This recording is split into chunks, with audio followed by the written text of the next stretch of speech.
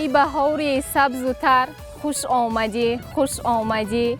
ای جمال بحر و بر خوش آمدی خوش آمدی.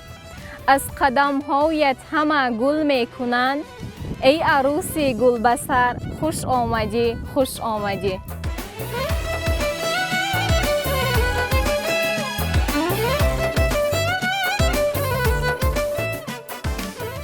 جشن نوروز از زمانهای کیان می نهادند مردمی ایران زبان.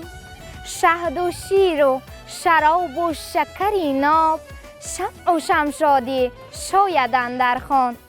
نوروز شد و لاله خوشرنگ برآمد.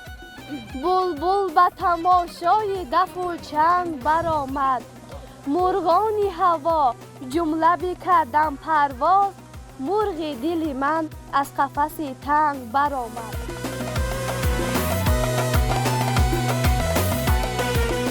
نوروز و نوبهار است، گل در میان خار است.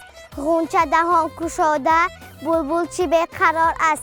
نوروز نوبهاران بر گل رخان مبارک. این روز شادی خندان بر کودکان مبارک. نوروز و نوبهاران چو موسم گل آمد. بر شاخ گل نشسته خوانش بلبل آمد. نوروز نوبهاران بر گل رخان مبارک.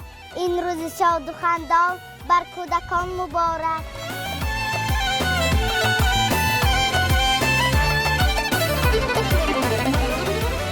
بهار آمد ز عمرم باز یک سال دیگر بگذشت. تمام زندگی آهسته از پیش نظر بگذشت.